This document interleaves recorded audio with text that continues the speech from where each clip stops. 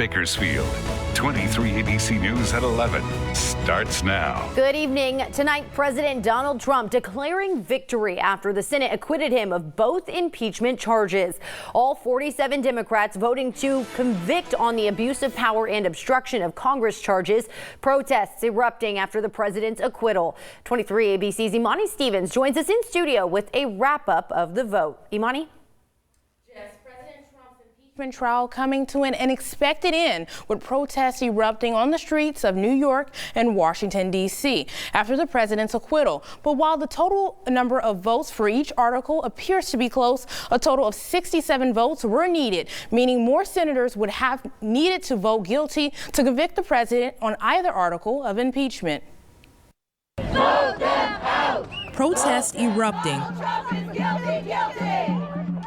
Following President Trump's acquittal on both articles of impeachment, obstruction of Congress and abuse of power. Donald John Trump be, and he is hereby, acquitted of the charges in said articles. In a nearly party-line vote, all 47 Democrats voting to convict President Trump on both articles of impeachment. Mr. Manchin, guilty. Party leaders then immediately dismissing the outcome as illegitimate. Our Republican colleagues have rejected a fair trial.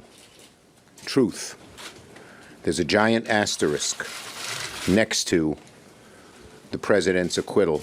While the margin of votes to convict the president appears as a close vote, that's not the case. In the Republican-controlled Senate, there were not enough votes to reach the two-thirds majority required to convict the president on either article of impeachment, obstruction of Congress and abuse of power. During the trial, Democrats had hoped to introduce new witness testimony and documents, but failed to secure enough Republican votes. Republicans heeding the president's call, all voting not guilty on obstruction of Congress. But when it came to the abuse of power charge, Utah Senator Mitt Romney, who in an emotional speech on the Senate floor brought a stunning twist to the historic trial. What he did was not perfect. No, it was a flagrant assault on our electoral rights, our national security, and our fundamental values. A local political science professor, Alan Bowler, says there are factors that play into consideration when a senator splits party lines. But senators do things for a variety of reasons. They do things for their own re-elections, they do things to support their party, and they do things because often one of the things is because they think it's right. Bowler says the impact of this trial set to be determined by voters after this November election. And to the degree that it affects the voters, if it affects them negatively or positively against the president or for the president, then it would either decrease or increase the likelihood that he would win. The Trump campaign already capitalizing on the president's acquittal, sending a message to supporters that reiterates that he did nothing wrong. The president tweeted that he will make an official statement about the impeachment trial tomorrow at noon. Reporting live in studio, I'm Imani Stevens, 23 ABC News, connecting you. Meanwhile, the next Democratic debate in New Hampshire is this Friday, and ABC News will be covering it live right here on 23 ABC beginning at 5 p.m. We will have a special digital newscast of 23 ABC News at 5 on our website, turn23.com, as well as on our 23 ABC Facebook page. Both 23 ABC News at 6 and the Now Bakersfield will not air. A special edition of 23 ABC News will follow the debate at 8 p.m., and we will have a complete wrap-up of the debate on 23 ABC News at 11. Again, the Democratic debate this Friday live right here on 23 ABC. Now to a crime alert from police officials at Cal State University Bakersfield. Officials warning students to be safe and asking for the public's help in locating a suspect who they say assaulted a student on campus. According to university police, at about 3:30 this afternoon, a female CSUB student met a man, a non-CSUB student, at Student Housing East. Police say the student met and communicated with the suspect through the dating app Tinder. The man was told to wait in a common area of Student Housing East while the female student went to her room. Instead, officials say he followed her into her room and sexually assaulted her. The female student resisted and the suspect took off. The suspect was last seen leaving the campus on a black Harley-Davidson motorcycle heading eastbound on Kroll Way. On the dating app Tinder, the suspect has the first name of Brad. He's described as a white man, early 30s, about 5 feet 8 inches tall, weighing around 150 pounds, with multiple tattoos all over his body and face, including $ tattoos on his eyelids. Anyone with information is asked to call University Police at 654-2677. An airplane skids off the runway in Istanbul, breaking into pieces and catching fire. 3 people died in the plane accident, while 179 others were taken to a hospital. 3 people remain in an intensive care unit. You can see the video here.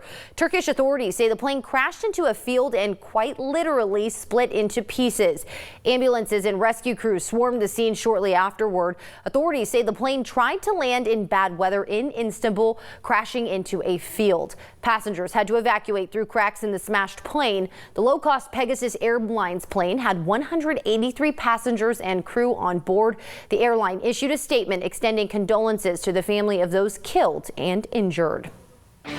Well, we had another day with temperatures below average here in Bakersfield. So seasonal is at 60 degrees. We were at 56 today. The day before was at 54. And we are going to be warming up over the next several afternoons. But as of right now, you can see temperatures already in the low 40s here in Bakersfield right now, in the mid 30s in Lebec, Fraser Park, as well as in Pine Mountain Club. But those overnight lows not quite as cold as what we were feeling this morning. So we had a low of 30 degrees here in Bakersfield, so it looks like it's going to be up about 7 degrees, and that warming trend only continuing as high pressure will be dominating, so you can expect the return of the 60s tomorrow, and that's continuing through the weekend. But then we are tracking our next chance for rain. I'll let you know when you can expect that coming up next.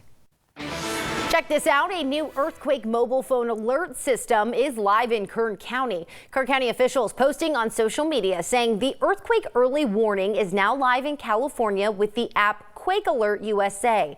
The app will alert users that an earthquake has occurred and send an alert to your device with further information. It's available on both iOS and Android devices, so you can download it and register tonight.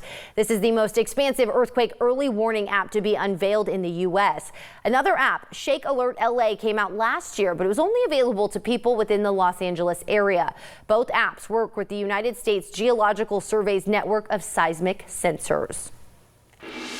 Cal State Bakersfield will be honoring Black History Month by hosting several events on campus. Tomorrow, the Icardo Center will host Gospel Fest 2020. The annual festival will feature choirs, dance groups, and soloists from the spiritual community. The event is open to the public, and it's happening Thursday at the Icardo Center from 5 until 8 p.m. The following day, the community will come together for an annual breakfast at CSUB.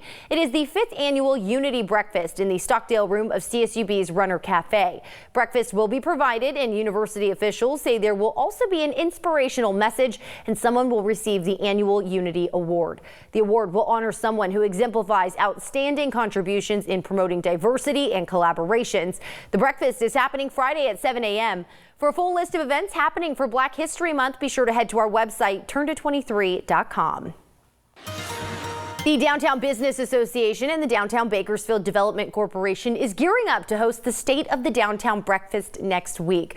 The theme of this year's breakfast is creating a clean, safe, and welcoming area for the heart of our city. The breakfast is set to take place from 7 until 9 a.m. next Thursday, February 13th at the Westchester Hall in downtown Bakersfield. Tickets are $70 to purchase them. Head to our website, turnto23.com.